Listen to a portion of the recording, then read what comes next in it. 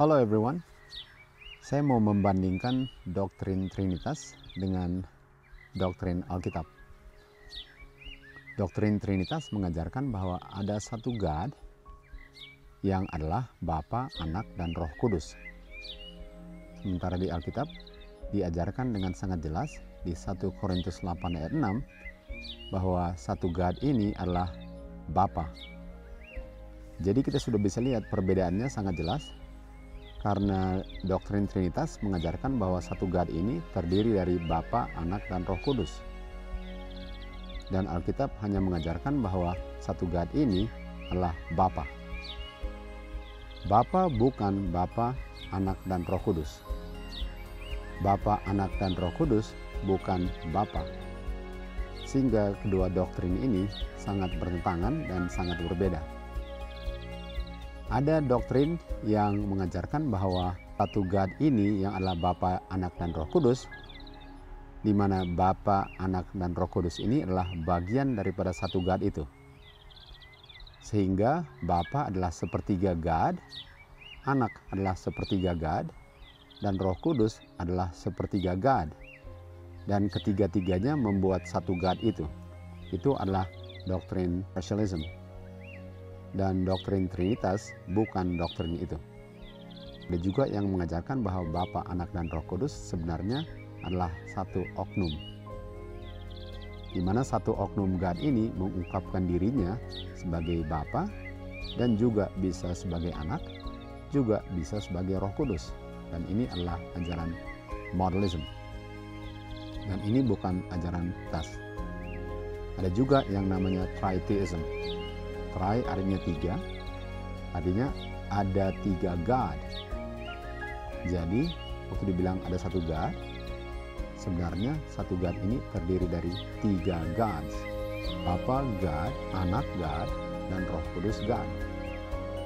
Dan itu bukan ajaran Trinitas. Yang Trinitas ajarkan bahwa ada satu God, dan satu God itu adalah Bapa, Anak, dan Roh Kudus. Dan dinamakan God the Father, God the Son, dengan God the Holy Spirit. Kita bisa lihat betapa berbedanya dengan apa yang diajarkan di Alkitab. Yang diajarkan Alkitab bahwa hanya ada satu God yang adalah Father. Apa konsekuensinya kalau saya percaya bahwa ada satu God yang adalah Bapa dibandingkan dengan satu God yang adalah Bapa, Anak, dan Roh Kudus? Wahyu 14 lihat bahwa 144.000 di dahi mereka tertulis nama Bapa.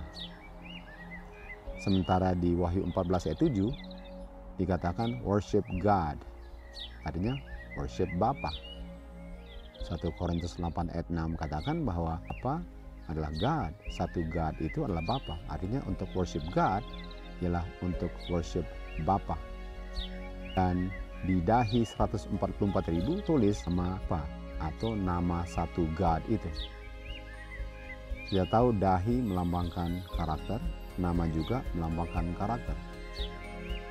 Artinya karakter orang-orang yang menyembah satu God yang adalah apa? Karakter daripada 144.000. Artinya karakter daripada 144.000 adalah karakter satu God ini yang adalah Bapa. Dan di Wahyu 7 ayat 4 yang ditulis di dahi adalah meterai. Artinya orang-orang yang dimeteraikan dahinya dengan tulisnya nama Bapa yang adalah satu God itu adalah 144.000. Sementara di Wahyu 17 ayat 5 di dahi wanita ini, dan wanita ini adalah pelacur, Wahyu 17 ayat 1, tertulis nama Mystery Babylon the Great. Kita tahu doktrin Trinitas adalah misteri. Misterinya ialah kok bisa satu God tapi ada tiga. Jadi 1 tambah 1 tambah 1 adalah 1. Itu adalah misteri. Dan tertulis di dahi wanita ini yang namanya Babylon adalah misteri. Artinya Babylon punya God adalah satu God yang adalah Bapa, Anak, dan Roh Kudus. Sementara di dahi 144.000 tulis nama apa yaitu satu God. Dan untuk dimeteraikan di dahi, untuk diselamatkan, perlu tertulis nama apa yang adalah satu God, sesuai dengan 1 Korintus 8 ayat 6. Sementara Babylon di dahinya kita tahu Babylon adalah kita, wanita melambangkan gereja, dan Babylon melambangkan gereja yang murtad. Artinya gereja yang murtad adalah yang menyembah satu God yang adalah Bapa, Anak, dan Roh Kudus. Dan kita tahu itu adalah doktrin Trinitas. Di siapa yang kita sembah tertulis di dahi kita. Siapa yang kita sembah itu jadi karakter kita. Karakter kita adalah karakter daripada God yang kita sembah. Apakah God itu to God Bapa, atau God itu satu God yang adalah Bapa, Anak, dan Roh Kudus. Karena 144.000 tertulis nama God yang adalah meterai di dahi mereka, artinya umat Tuhan yang diselamatkan, yang dimeteraikan, mereka sembah satu God yang adalah Father. Di Hosea 4 ayat 6 dikatakan umat Tuhan dibinasakan karena mereka tidak mengenal God mereka. Dan God yang tidak dikenal adalah misteri. Misteri Babylon. Misteri Babylon ajarannya adalah satu God, adalah Bapa, Anak, dan Roh Kudus, dan gak bisa jelaskan kenapa satu sama dengan tiga dan tiga sama dengan satu. Dan oleh sebab itu umat Tuhan dibinasakan karena mereka tidak mengenal satu God yang adalah Bapa, karena satu God yang adalah Bapa menjadi satu God yang adalah Bapa, Anak, dan Roh Kudus. Cuma ada dua kelompok di akhir zaman. Satu kelompok menerima meterai di dahi mereka yang tertulis nama Bapa. Kelompok yang satu lagi menerima tanda binatang yang tertulis di dahi mereka adalah nama God atau God Babylon, di mana satu God ini adalah Bapa, Anak, dan Roh Kudus. Bahwa kita benar-benar bisa mengerti God yang kita sembah.